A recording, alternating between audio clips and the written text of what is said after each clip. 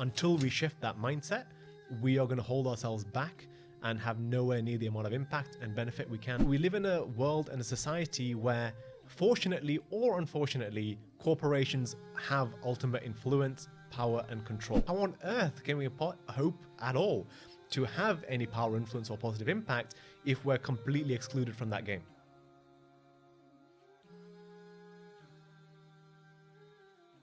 Assalamu alaikum wa rahmatullahi wa barakatuhu, and welcome back to Firmly Rooted. My name's Hamza, a Manchester medical student and the host of this podcast.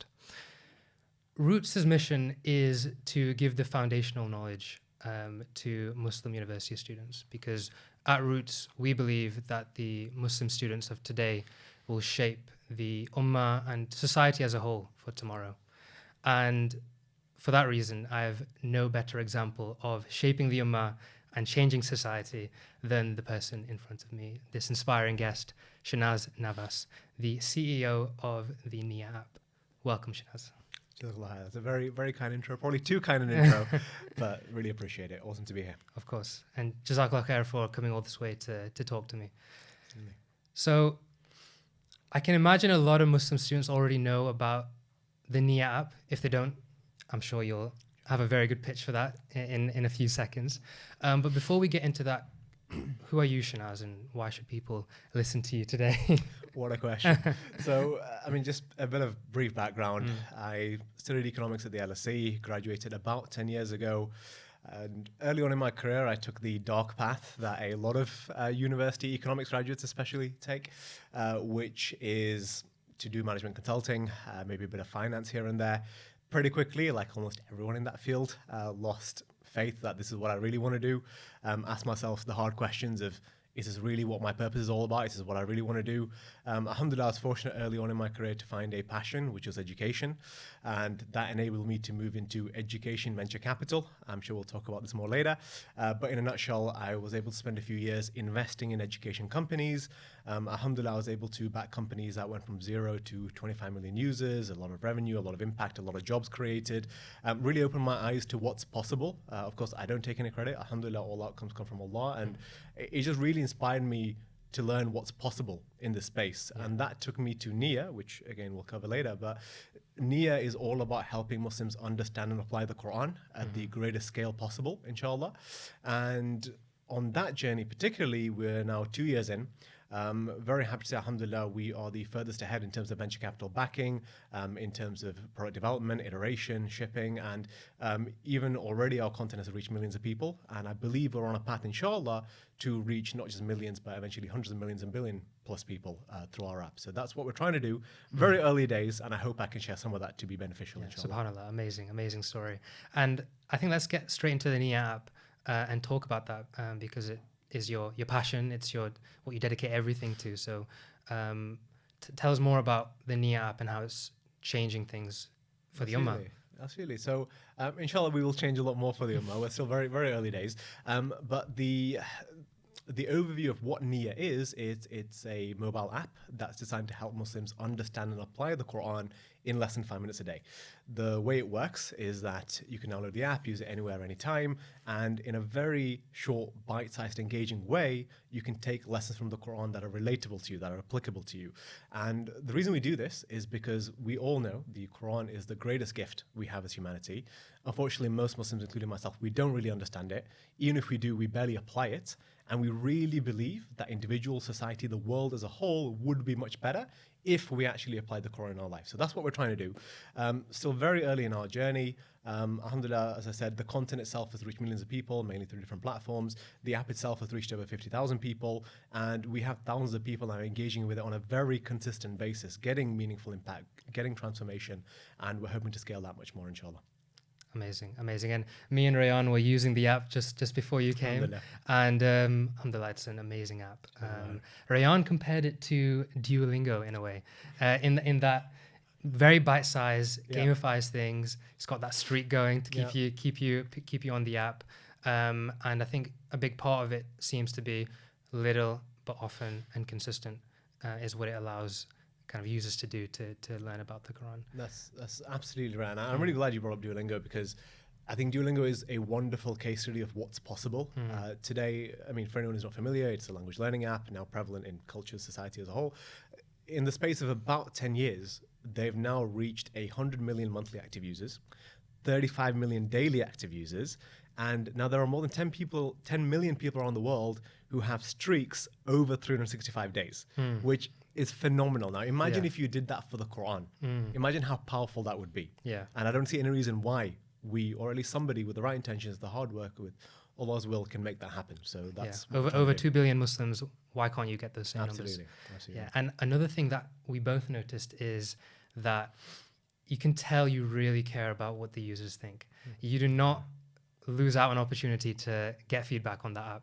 If it's right at the end of the quiz, you've got like a survey of what you're going to do next. Even during like the quizzes that you do, when you open the explanation, there's like a thumbs up, thumbs down.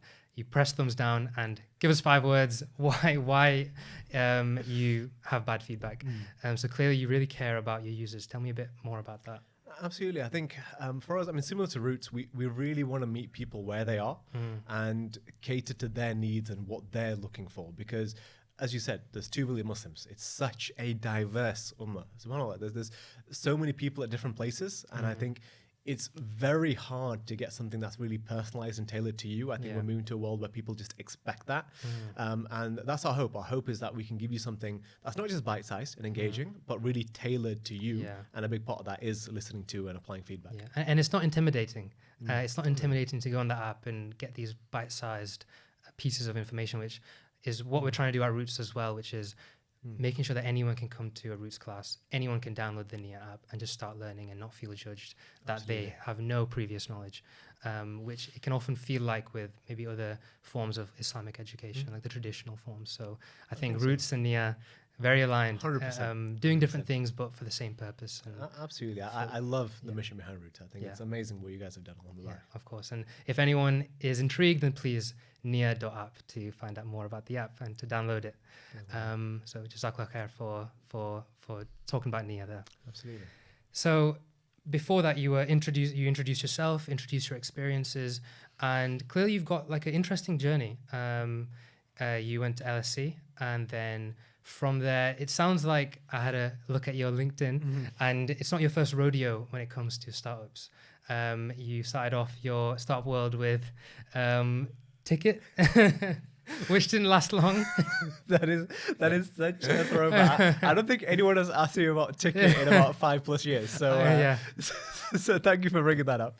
I think given it was something I built at university, I think it's quite relevant to the conversation here. So very briefly, Ticket was a mobile app, and the idea behind Ticket is that at any university like Manchester, you have hundreds of societies, thousands of events. As a student, you don't really know what's going on. It's very hard to keep up. So my friends and I, we came up with the idea that what if there was an app that would enable you quickly to find out what's going on relevant to you. So that was a concept.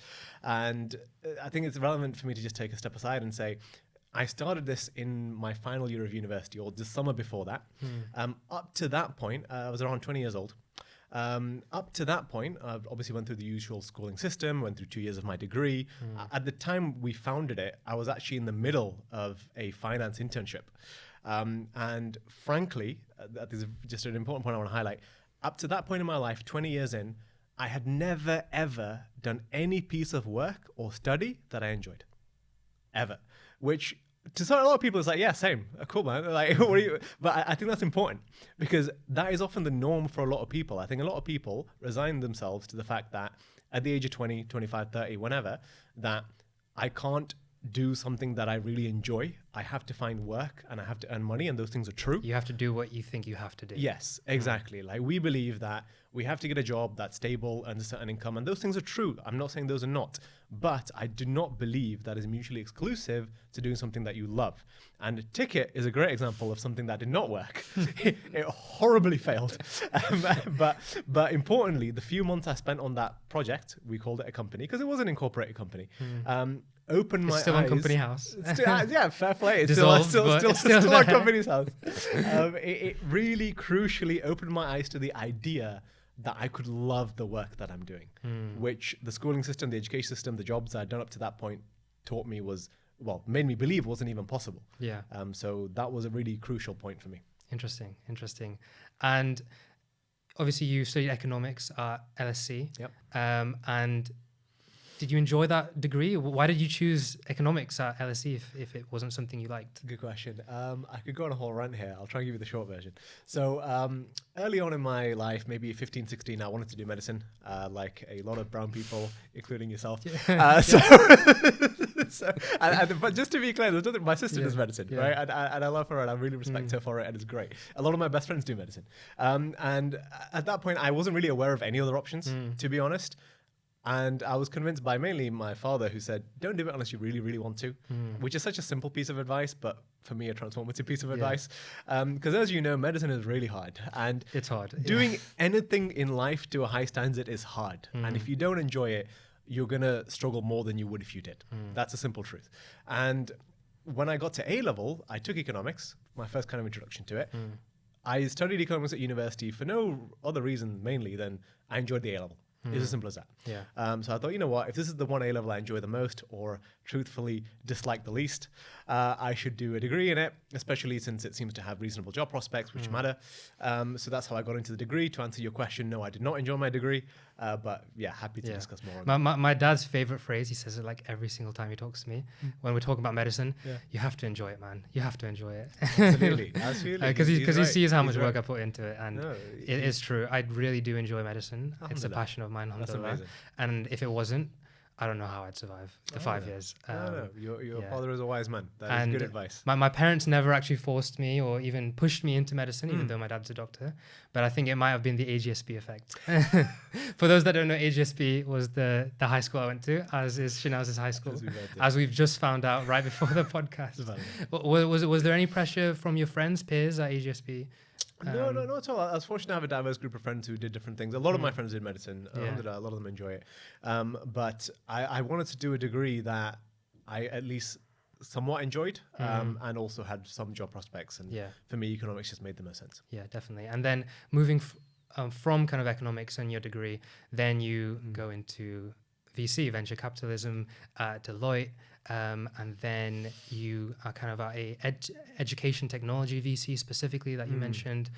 How did that kind of shape your perspective of what the future might hold for you? And did that have an effect on Niyyah and founding Niyyah? Absolutely. I think there were, like, throughout my career, there were quite a few inflection points that had a big impact on what I ended up doing and what I'm now doing. So one was Ticket, which you brought up, which I love, because that's good research. No one picks that up. So then at the point of graduation, I did the thing which a lot of people do, which is I don't know what I want to do, so I'm going to be a management consultant. So I think a lot of people, that was the truth back then. This is 10 years ago. I don't know if this is still true. I think it's still true. I assume it's still true. Yeah. I assume it'll continue to be true. So I thought, you know what, I really don't know what I want to do. I want to get a job, grad scheme, be employed, do a grad scheme, figure stuff out, and that's how I ended up at Deloitte. Alhamdulillah, I'm happy I did. So going into it, to be honest, I mean, for people who are considering consulting, I do think there is a lot of merit to consulting. I think it gives you a lot of flexibility, and a lot of the things that people say about it are true, that it does set you up with a good foundation. However, I found myself pretty quickly, maybe even 6 or 12 months in, finding that the work I was doing was very meaningless. No offense to all the consultants out there. Not all consulting work is meaningless, but the work I was doing was meaningless. And where I got to was, listen, I knew from Ticket that actually work can be meaningful and something I enjoy. That's not the truth here. So then I thought, okay, I really need to find that spark again. And I didn't feel I was ready to start a company. I think a lot of people juggle the idea of I want to start a company, and I think that's valid. Everyone should do that. But the question is then, okay, if I want to do that, when's the right time and what is it? Which we'll get to, I'm sure. But at the time, I was not ready to do that. So I thought, okay, let me figure out what I want to do. And frankly, as a graduate, and I blame the education system for this, you're not equipped to figure that out. It's so hard. Unless you do medicine, then it's pretty straightforward for most people. What on earth am I supposed to do? So the short version of what I did was just explore a ton of different options. And consulting enables that. Consulting enables you to talk to a ton of different people who are doing a ton of different things, and therefore explore what you want to do. Yeah, and I think you've touched upon something that you mentioned in your last podcast with Arib about it being university being more of a signaling method rather than actually building human kind of development Absolutely. and Absolutely. human capital, really. And it sounds like from your experience that definitely was your case with your economics degree. For education, yes. I know that university students will be listening to this. I don't want to be kind of disheartening or demotivating, but that was my personal experience. I think obviously a degree has its value, especially when it comes to signaling and job prospects. But in terms of skills development, at least for the economics degree that I did, it was very limited.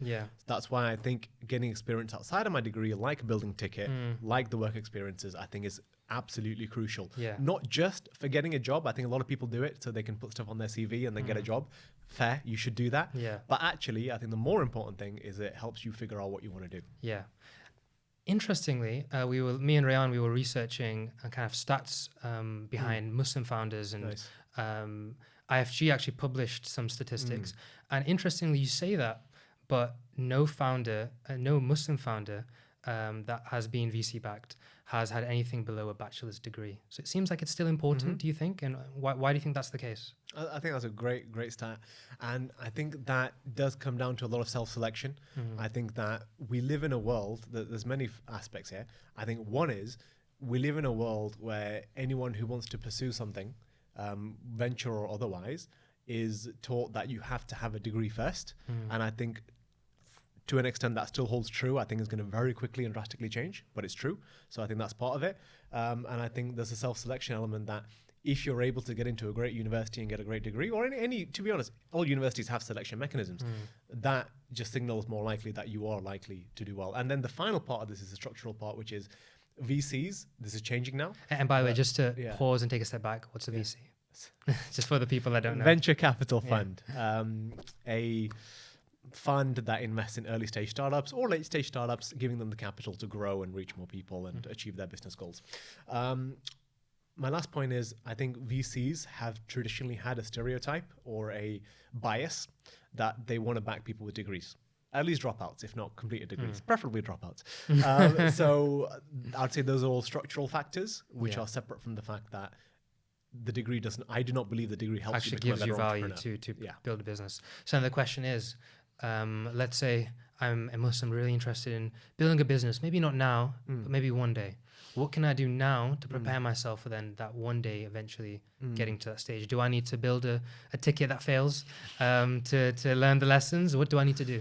A great question. I'd recommend building something and that failing. I think it helps, but it's not a requirement. I think the most important thing I can say is I recognize the fact that almost everyone I've met who's like, for example, at Niyyah, I've interviewed tens, if not hundreds of people at this point for different roles. And I always ask people, what do you want to do? What's your aim? What's your ambition? Big part of the interview process. And I think I've maybe out of hundreds of people or X number of people, 90+% tell me that ultimately they want to build a business. And even if you take my sample of friends, the vast majority of them want to build a business. And I think for all these people, I assume a lot of people listening to this also want to build a business. The most important thing I can say is please be very, very clear on why you want to build a business. Because I think everyone has different reasons. There are multiple valid reasons. It might be just money. It might be just impact. It might be a bit of both.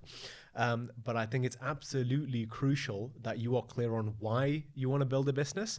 And crucially, I think you should look at actual real examples of businesses, analyze the different models, understand the models, ideally speak to the people who've built them, and therefore make an informed decision. Because I think a lot of people jump in not knowing what it is or what to expect. And people know it's hard. They know the theoretical idea that it's hard, but it's really friggin' hard. And unless you really know what you're getting into and why you're getting into it, your chance of success is very low. As you know, 90% of businesses fail. And I think that's a big reason why. Yeah, definitely. And on that note then, what was your reason for Ticket?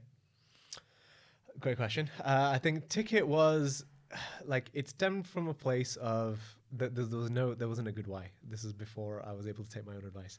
I was too young back then, but no one did a podcast to tell me otherwise.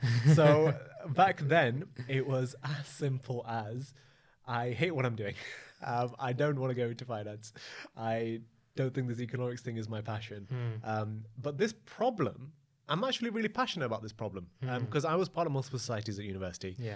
I had that problem myself as a society exec member as well as a university student. And I thought, you know what, I personally care about this problem and I think we should do something about it. And I think startups are cool. So Yeah. So you just started thinking. So it was simple maths. It sounds like a very university student wanting to start something mindset. Absolutely. Even there was no deep, intelligent thought behind it. And then moving many years after, what is your why for Niyyah? So that is much more profound and thoughtful, as you would hope, given the progression in life.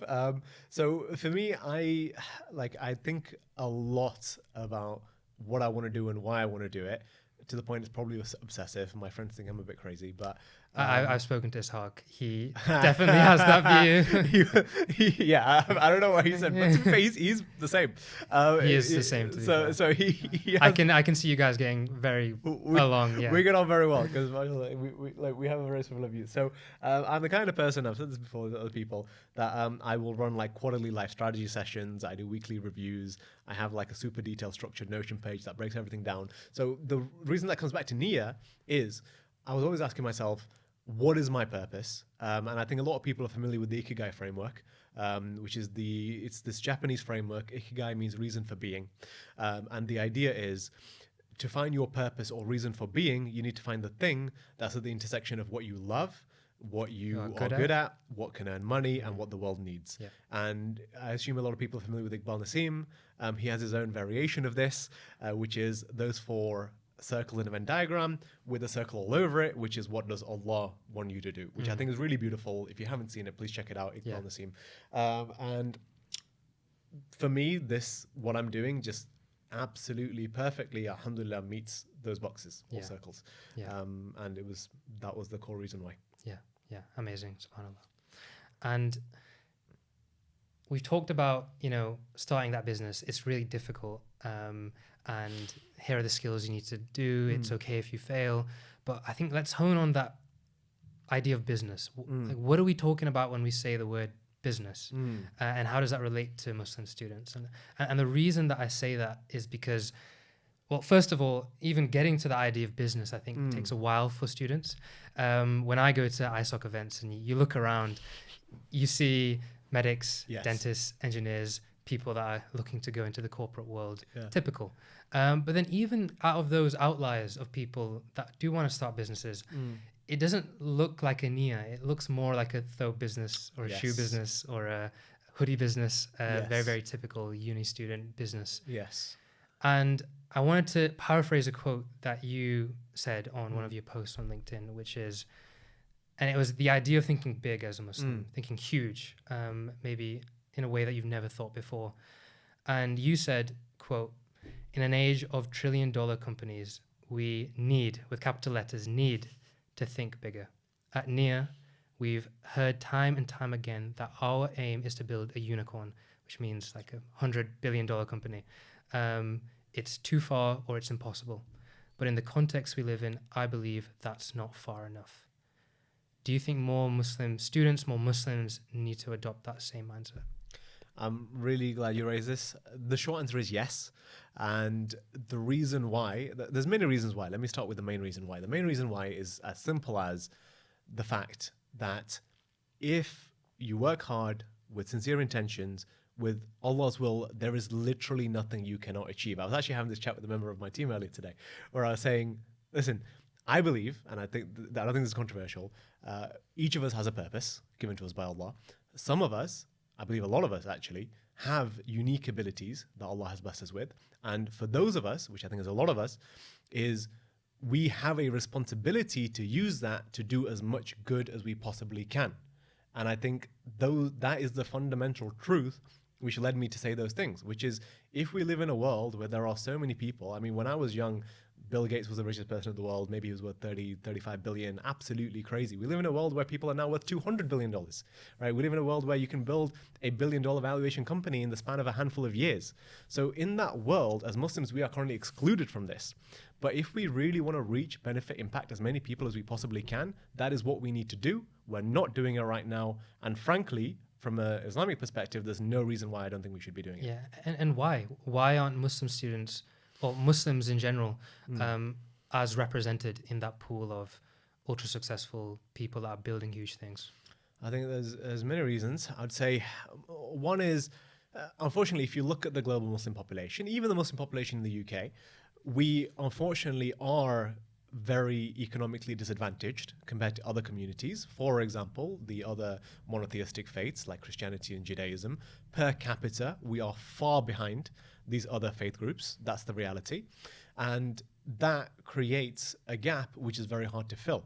And when you come from a society or a community that is, in relative terms, living in poverty or at least less economic wealth, you are forced to think about, okay, how can I earn my next paycheck? How can I fulfill my basic minimum requirements? And that's totally valid. There is nothing wrong with that. That is absolutely the right context for a lot of people. However, I would say that especially the current generation of Muslims, like us in the room, people who are university graduates, people who have access to high world-class educations, people whose parents often who were immigrants, who came from difficult backgrounds and gave us the foundations that we have today, I think we have an obligation to do more, but we're stuck with a lot of the information and knowledge and approaches that were appropriate for older generations. I think older generations who came from difficult backgrounds and immigrant backgrounds, it was absolutely appropriate for them to not think as big and focus on the next paycheck. I just do not think that's appropriate for us anymore. But we do what our role models do, right? That's just natural. And I think we get stuck in that mindset and don't challenge ourselves or think from first principles. What should we be doing in our context?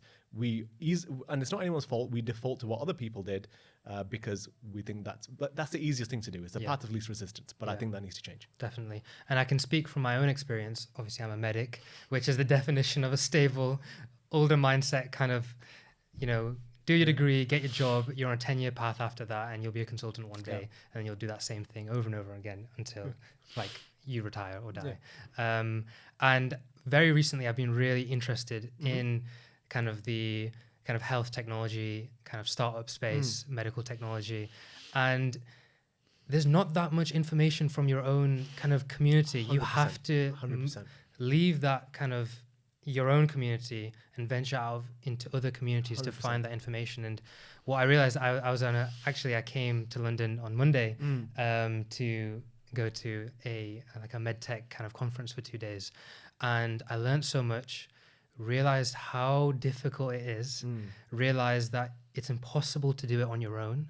You need to be kind of venture capital backed, or it's just not possible to break into, especially kind of health tech where you need so much startup capital to even start.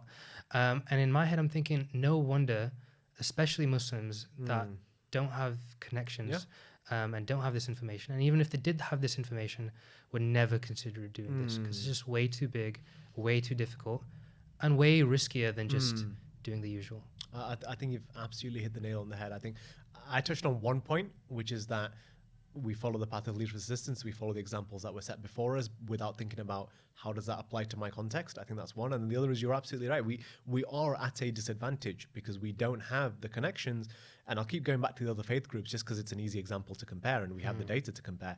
We don't have those same connections. We don't have the same opportunities and open doors or pushes in the right direction that those other groups do. But I think that's changing, which is great to see, alhamdulillah. And more importantly, I think it's a cliche, but we have to be that change because if we don't create those connections, then no one's going to do it for us. And I think it's hard, but I think it's what we need to do. Yeah, definitely. And like you mentioned, the stats speak for themselves. IFG did some more kind of analysis, and Muslims are 67% underrepresented in the startup world. And only 3% of VC-backed startups have a Muslim founder. 3%, which is just tiny. So, Absolutely. No. I think there are so many structural problems. I think we can talk about how to solve them, and I think even the work we do or sharing this knowledge and getting people to think this way, I think is part of the solution. But I think a lot more work needs to be done. Yeah, and just to touch upon maybe another reason that I think you're quite passionate about, and you mentioned it yesterday when we were preparing for the podcast, is that a lot of Muslims will see creating impact from an ummah and generating wealth as two mutually exclusive parts of their life. Yeah. Tell me more.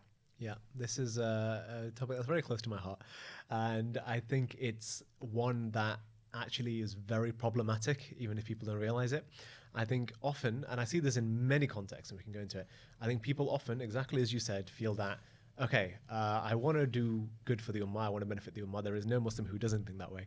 But they compartmentalize that and box it off as something separate to their career or their day job or what they spend most of their time doing. I mean, the reality is we live in a capitalist society and state where we have to earn money and we have obligations we have to fulfill.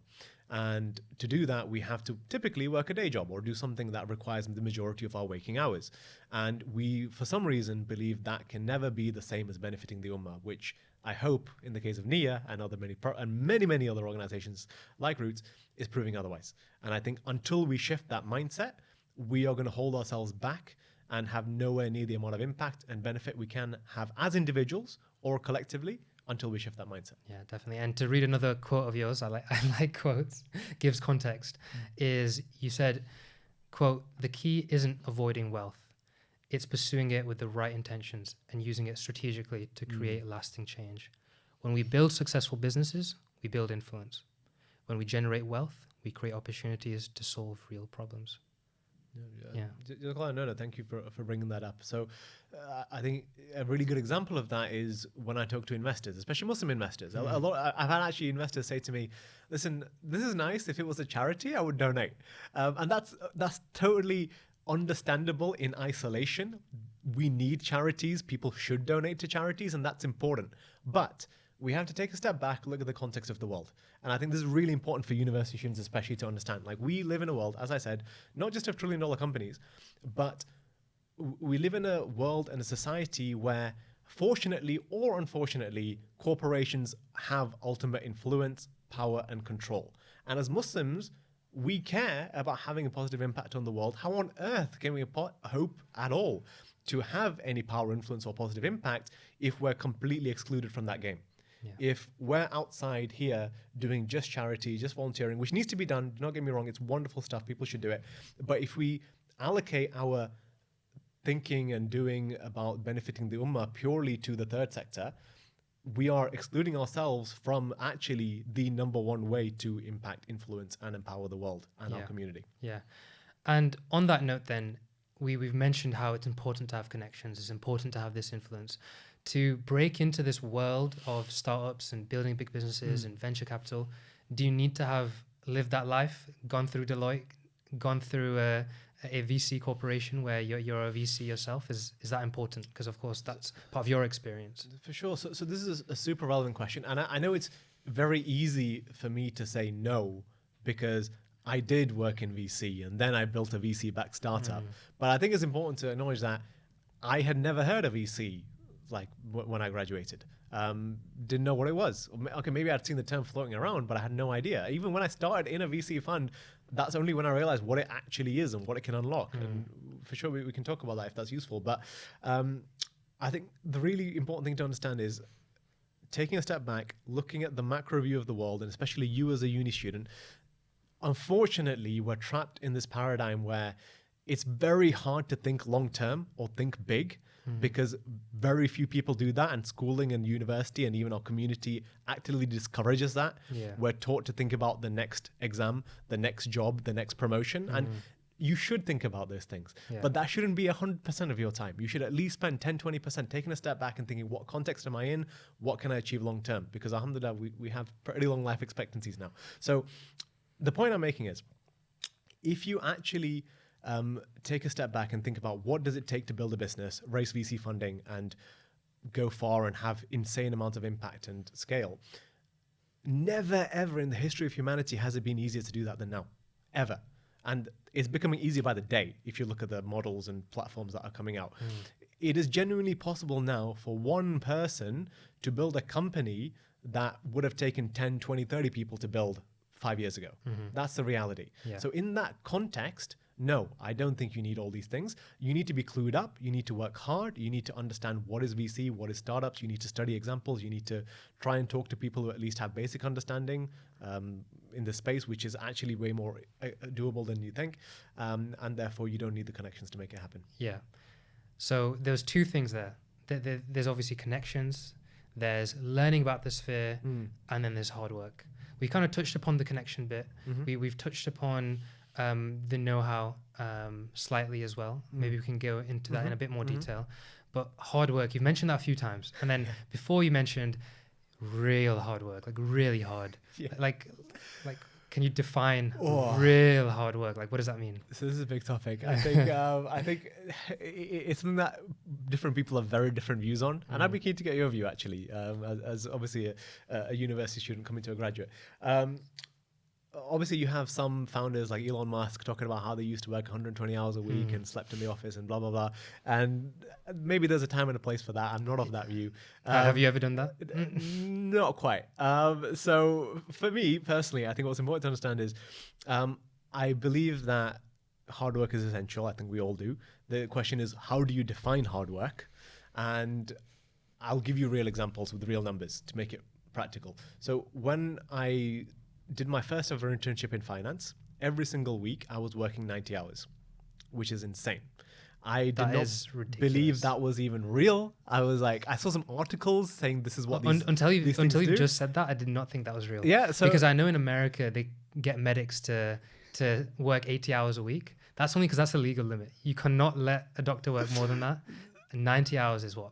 13, 14 hours, 7 days a week. My wife was a doctor in India, and she worked more hours than that every week. And I know others who do it, and nobody should do that. Just to be clear, I am not condoning this, but I'm just giving real numbers of what I mean. So that was what I did when I did my first ever internship.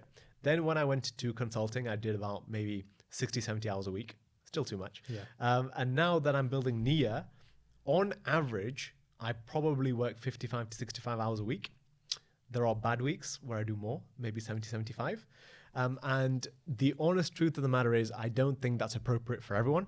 I think it is appropriate for some people in some contexts. If you genuinely really believe in what you're doing and you love what you're doing, and I don't mean to say this to be cheesy, I mean it to be honest, which is that I genuinely, sincerely, alhamdulillah, love what I do. I barely see it as work. I actually enjoy it from the bottom of my heart.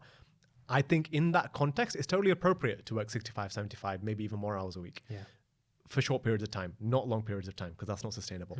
But that's how I think about hard work. Yeah. And I think there's different forms of hard work as well, which might be easier for some people than others. For example, the hard work of revising really hard for many hours every single day, I think is so different to the hard work of a startup. Because when you're revising or working hard as a doctor, in my world, you know where that hard work is leading to. There's an exam and I can see that progress on a day to day, and I know, inshallah, if I do everything right, I will pass, I will move forward. I don't think you get that same kind of pillow with a startup. You're working, let's say, all these hours with the real, very likely possibility, 90% possibility of it all failing. That's absolutely true. And this is, again, another topic we can get into, but to your point of hard work can mean hours in terms of work, which is what we've touched on. It can mean in terms of complexity, and it can mean that it's thankless work that doesn't pay off. And there's 3 different types of hard, and entrepreneurship, as our other things, are definitely all 3. It's absolutely all 3 things. And I would even add on to that the point about uncertainty, not just in terms of uncertainty of whether this will work or not, but uncertainty of what are you even supposed to be doing. You have so much data and feedback and things flying all over the place. What do you even And you have to be the one making the rules, which is more difficult. If you can just follow the rules, let's say you know you need to revise, you got a curriculum, it's so much easier than making those rules up and not knowing if you've just made the wrong decision. 100%. I mean, this weekend I was talking to some of my friends who also went to Alti Boys, and they were literally having the discussion. I think this is like a common discussion across generations, not just in the Muslim community. Of I want to build a business, let's do it. And the conversation they were having was like, oh, here are all these different business ideas, and I was critiquing why and what. And for them, they came down to that exact point, which is, I don't like uncertainty. I don't like having to figure everything out from a blank page. And for them, and that's really important to figure out, okay, why are you doing a business? How do you want to do it? If that's the case, and I think most people fit into that category, because thinking from a blank page every single day is friggin' hard and not for everyone. They decided they want to do a franchise, which is a business, and it's legitimate, and you have all the templates provided for you. It's still very hard and very uncertain, but there's many flavors of business, and it depends on what you want to do. Yeah.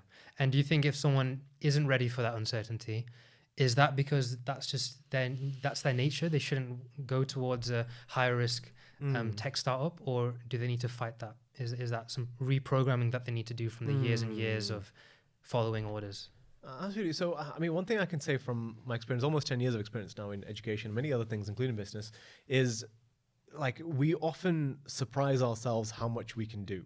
And me today is a completely different person to me 2, 4, 6, 10 years ago at each of those intervals. And I think as a university student, you don't realize that because you haven't been through it yet.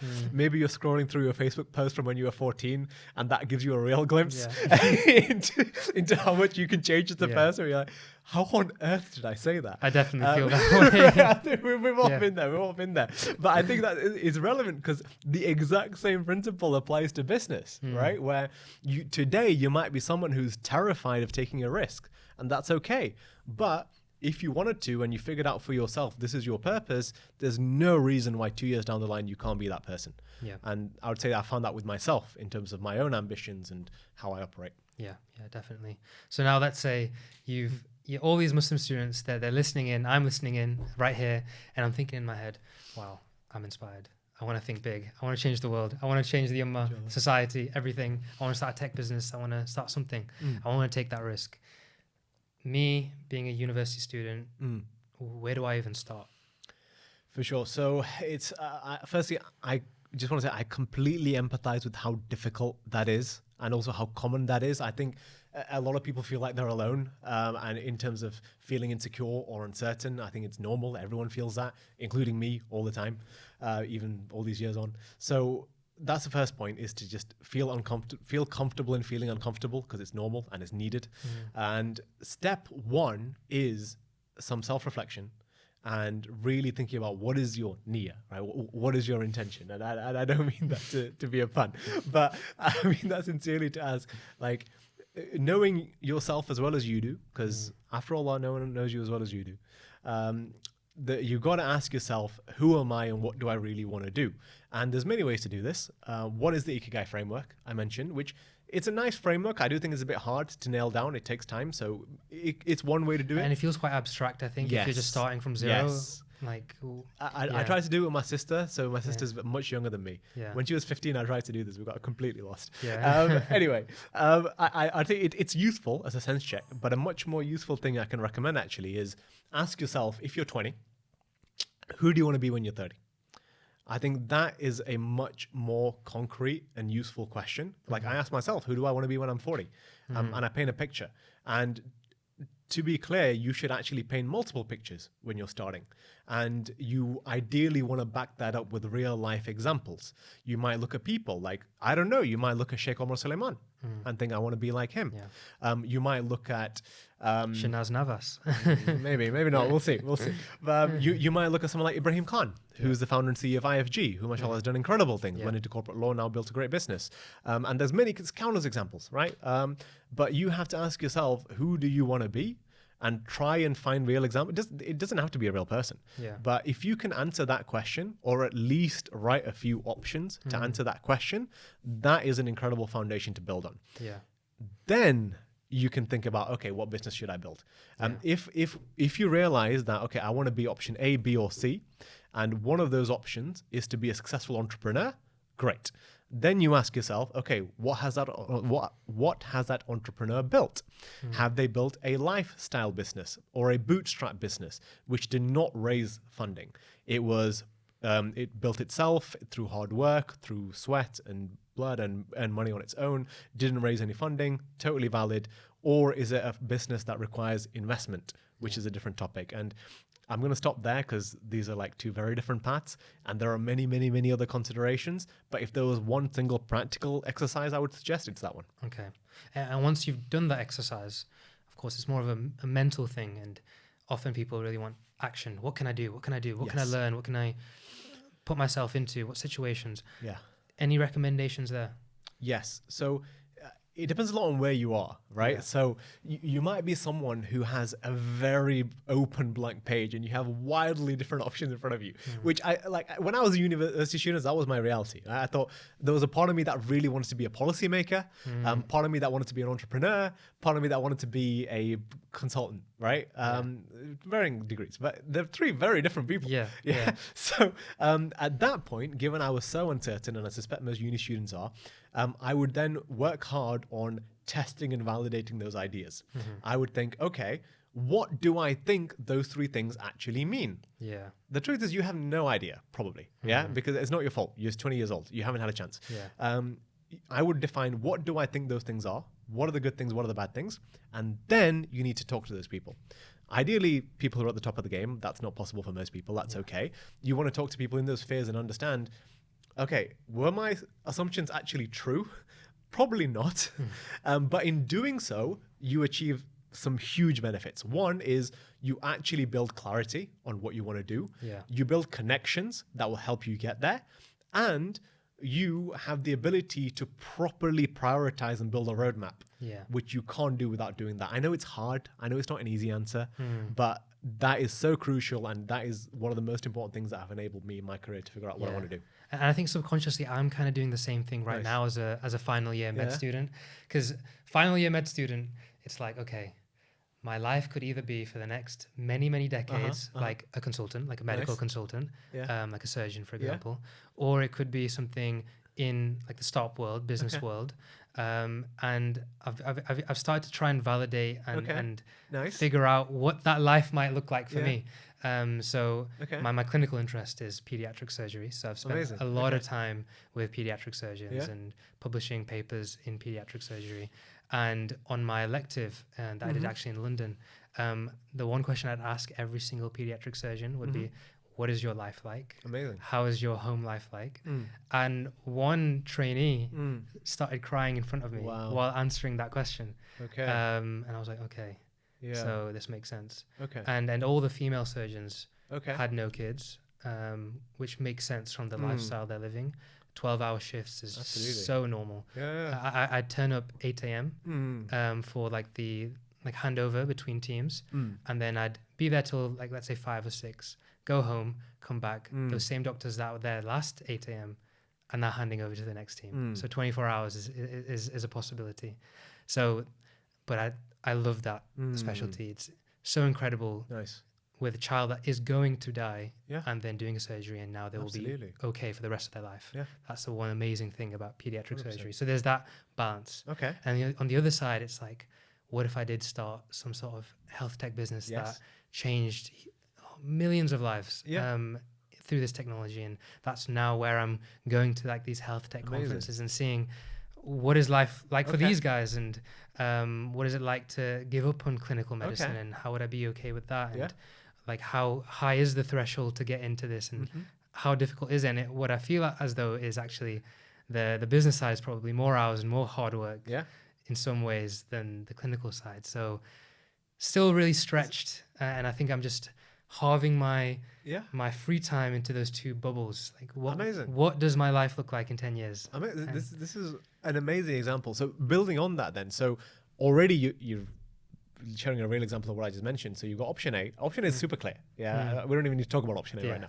So option B, I think, is really interesting. It's really amazing you've taken that initiative to do that, because I think most people understandably feel too scared to even take that step, because it's hard, it's overwhelming, it takes time. But it's really amazing that you've done that. And in that step, do you have a view? Because the next step for me is breaking that up into different sub options. Do you feel like you're there? What's the latest? So there are different options in terms of getting into health tech, for example. There's working for a health technology business. There's starting your own health technology business as a startup, where bootstrapping isn't really possible. It's impossible. You need to be like VC backed to have huge grants from the government. And it feels as though like both those options is full-time for a decade. Just like it is to train as a pediatric surgeon, for example. So where I'm at now is, okay, both of these options are like full commitment for life. It's not both, it's one or the other. And agreed. That's so difficult. And I think another feeling that I don't know if you had when you were in university is this feeling of, I need to make a decision. I need to have everything figured out. And if I am to start like a startup, it needs to be now, and I need to, especially with AI and everything going, I need to get on the trend and make something quick. and make a decision, Yeah. or I'm going to not have this opportunity again. And hearing from your story, it seems as though that's not the case. Obviously, you had ticket back in the day, but then many years after your consultancy and Deloitte and VC and all of those experiences, you came back to what you really enjoyed. Yes. Really going back to that ticket mindset with more of an intention, of course. So one thing that I've learned from this conversation is it's okay to go one way and then maybe change later on. Absolutely. And I think I'm just going to keep going back to your example because I think it's so practical and relevant. I think just one simple quote, which I got from an old mentor of mine, is that, and this is very useful to me when I was 20 or just graduated, is your career is a very long thing. You don't realize that. Like you think, oh my gosh, this is the big decision I have to make it. You don't. It's especially these days, a career is 40 plus years. And that's a very long time. I'm barely 25% into my career, if my career ends up being 40 plus years, inshallah. So with that in mind, you're right. It's not such a big high stakes decision you have to make now, but in your example, I think, mashallah, you're already beyond a lot of those initial steps, and you're in a place where you can actually think about not just what are the options, but what's the roadmap. Meaning, for me, eventually after I looked at options A, B, and C, I got to a roadmap where I said, you know what, I want to do 5 years of consulting, I want to do 10 years of venture capital, then I want to do 20 years of policy. Obviously, I completely changed my mind. Not doing any of that now, but especially not the policy part. But I think what's really useful for you and hopefully practical for you is you can build that roadmap because you probably met startup people who were doctors, then switched, and people who didn't do that. And I think for you, you have such an abundance of opportunity in front of you where you can explore multiple options. And even if you are a doctor full time, you can still learn, explore in the meantime, and figure out the switch at the right time, whether it's now or later. So I have a few other thoughts, but I'll stop there for now because I know you've got some other thoughts. And how was that switch for you? Because you did have a switch. You were in Deloitte, you were working corporate, investment banking, all of these things. Was it a hard switch, Niyyah? Boom, full time. Or did you start Niyyah during that time when you had a full-time job and then switched? What did that look like for you, and how did you make that decision? So, okay, I'll talk about the practicalities and we'll get to principles later. So the practicality is when I was a full-time venture capitalist investor, I came to the conclusion that I want to use my skills to benefit the ummah and I want to do it full-time. Is that even possible? At the time I was like, nah, probably not. So what I would do was I would have my day job, not 9 to 5, it was a bit more than that, but it was okay. Because I was into it at that point, so I was a bit more comfortable. And then in my evenings and weekends, I explored this idea. I had an MVP, then another one, and I did a lot of testing. MVP for people that don't know. Sorry. Minimum viable product, which is if you have an idea of something you want to build, you want to start with the smallest, easiest possible version of that to get some early feedback and validation. So, literally built some super scrappy prototypes, got some early feedback. I've seen some screenshots. Nice. So that really gave me the conviction that I should do this full time, and I would encourage that for a lot of people. Yes. Yeah. So it was more of a kind of gradual change. And did you have to see a few steps of success first? Did you see the money coming in from VC that made you decide to, okay, I'm going to do it full time? What made you go full time? Yeah. So I was very fortunate that I was able to raise at least a small amount of funding before I started. I don't think that's necessary. Obviously, it hugely helps. But more importantly than the funding is very important. But I was able to do those MVPs, those prototypes, talk to users, get feedback, and see for myself, actually, people have a need for this. And that was the biggest reason, plus the funding, that unlocked the full-time shift. Yeah, definitely. And you mentioned you were going to talk about some principles as well. From that practicality. What principles were you thinking of? Definitely. And it's something that I think is relevant to you as well. And I'm just going to be very direct here.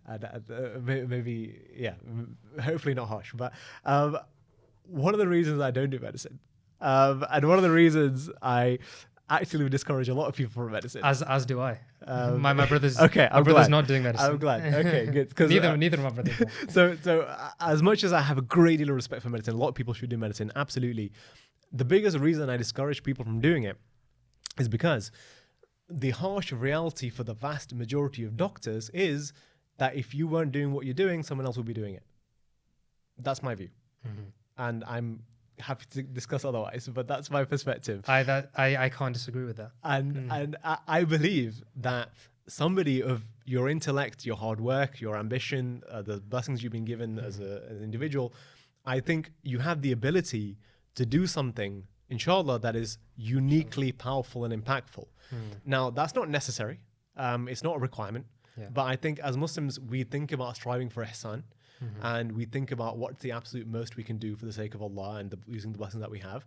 And that's why I believe that for you, if I think about your path and your options, obviously we just met, so I'm making a whole load of assumptions here.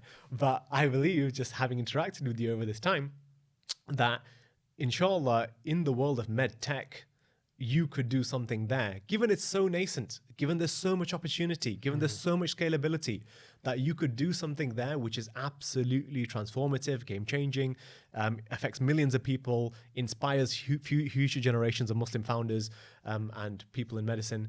And I just think that cannot be compared to a traditional doctor's career. Yeah. That's my humble but harsh view, which is a very skewed view, Yeah. which can obviously be challenged, and other people have very different perspectives. Definitely. And it sounds like you must have had that sort of mindset shift when you were in the corporate world. I could be replaced. There's not much meaning here. I want to do something that no one else can do. 100%, 100%, because Deloitte is a factory of people. There's literally 300,000 people on this world employed by Deloitte doing mostly the same things. And if I wasn't doing what I'm doing, some next person will be doing it. And that's okay. That's life, and that's fine.